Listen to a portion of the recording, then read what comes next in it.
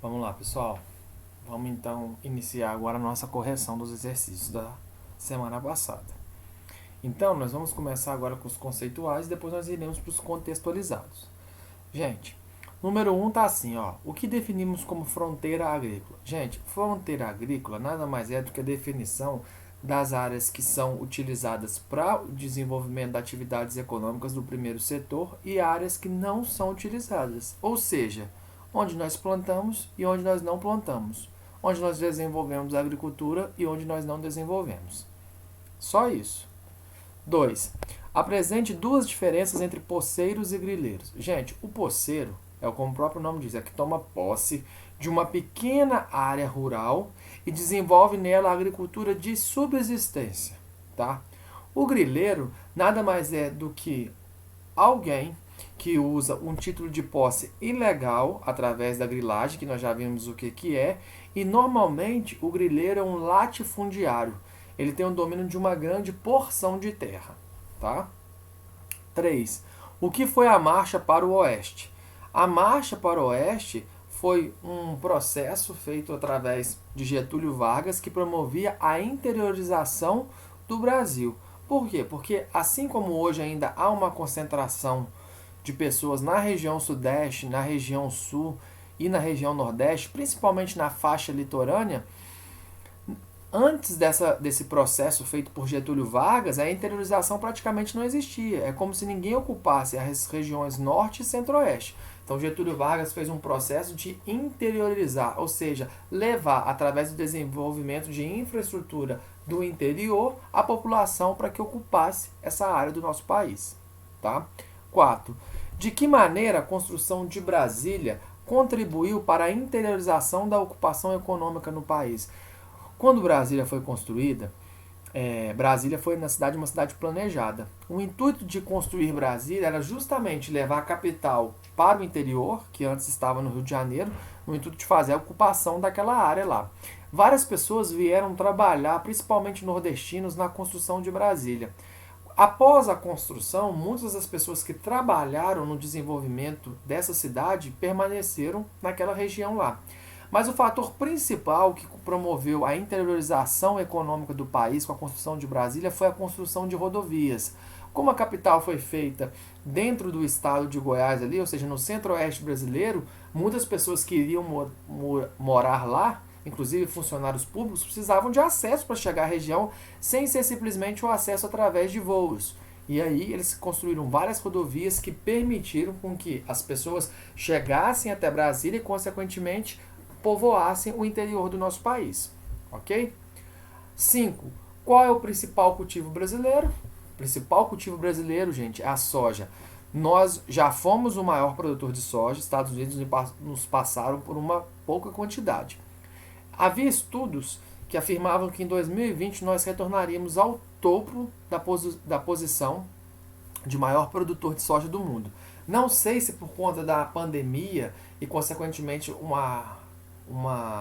um aspecto negativo dessa pandemia é afetar a economia, nós vamos chegar a esse patamar. Mas nós somos, hoje, atualmente, o segundo maior produtor de soja do planeta. A soja é o nosso maior produto de cultivo, tá? Mas, mesmo estando em segundo, nós somos o maior exportador de soja do mundo, tá?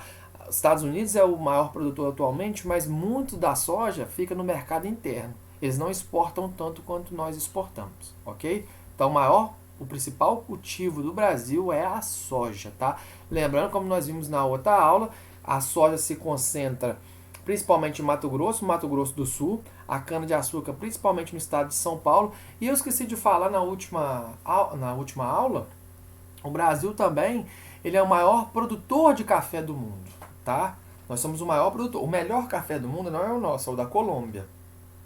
Mas nós somos o maior produtor. Em Minas Gerais é o estado que produz mais café. Ok? Vamos ver aqui agora os exercícios contextualizados. A número 1 está o seguinte, ó. O avanço da produção de soja na Amazônia Legal, lembrando que a Amazônia Legal é a Amazônia que está dentro do território brasileiro, tem levado a um significativo aumento dos problemas ambientais. Por outro lado, seu cultivo vem contribuindo para a incorporação de vastas áreas ao espaço econômico nacional.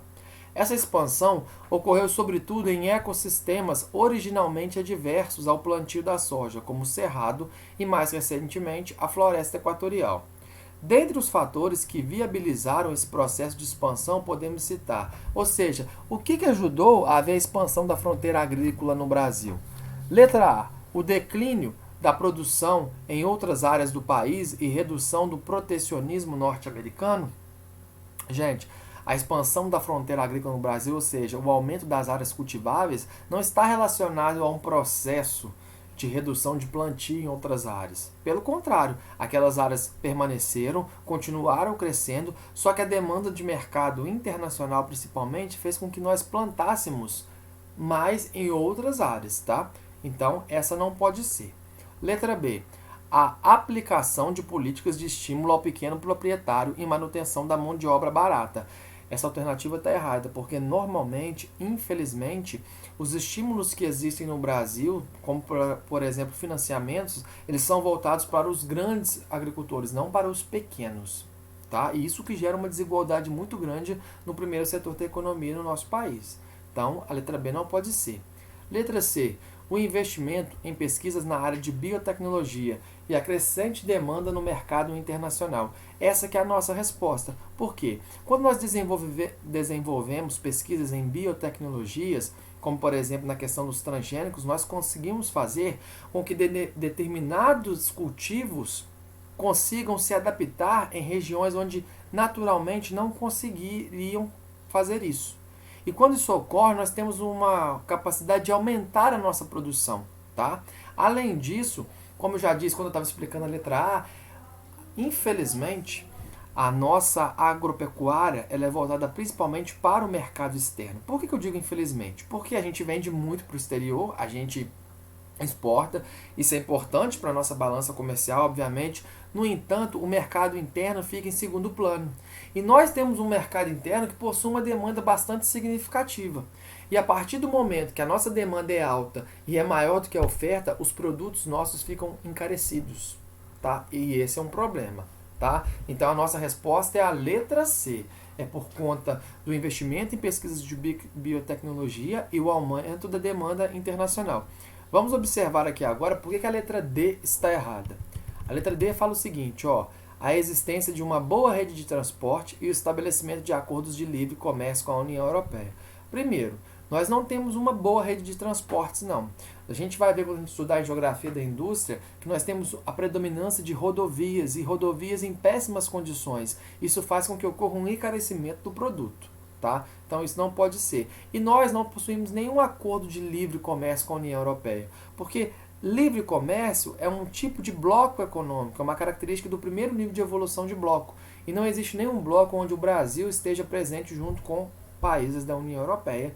Por isso a nossa resposta é a letra C. 2. Você tem aqui, ó, empresas de aviação agrícola no Brasil. E aí você tem a distribuição geográfica delas aí, em 75 e em 95, você vê o tanto que em 95 aumentou. Os mapas de 1975 e 1995 mostram a evolução do número da distribuição de empresas de aviação agrícola no Brasil, que utilizam equipamentos sofisticados para pulverizar com pesticidas as plantações. Isso demonstra uma dinamização do setor, associada aos processos de, letra A, metropolização e êxodo rural? Nada a ver. O que tem a ver o surgimento de metrópoles, o êxodo rural, com a questão de utilização de aviões para você aplicar pesticida nas plantações? Não tem nada a ver. Letra B. Expansão da fronteira agrícola e difusão da agroindústria. Essa é a nossa resposta. Gente, em 1975, se você observar, onde estavam as empresas, como você pode ver aqui, ó, estava a produção agrícola no Brasil. Principalmente região sul, sudeste aqui no estado de São Paulo, um pouquinho em Minas Gerais, tá? E depois indo aqui um pouco para o centro-oeste. Quando você vê aqui, 20 anos depois, o aumento da concentração de empresas na região sul, sudeste, indo para o centro-oeste, nordeste e outras áreas do Brasil, está relacionado com o quê? Com a expansão da fronteira agrícola e da agroindústria. Ou seja, estamos instalando empresas que têm um trabalho direto com o primeiro setor da economia em áreas onde nós temos esse desenvolvimento. Então, se antes estava retido nessa região e passa a ter a instalação dessas empresas em outras regiões, você está tendo o quê? A expansão da fronteira agrícola. Por isso que essa é a nossa resposta. Vamos ver, letra C. Esvaziamento das áreas interiores e concentração urbana. Nada a ver. E letra D. Centralização da política agrícola e descentralização de investimentos produtivos. Nada a ver. A nossa resposta é a letra B. Expansão da fronteira agrícola e a difusão da agroindústria. 3. A 3 você tem uma charge aí. E nós vamos ler elas juntos aqui. Vamos lá.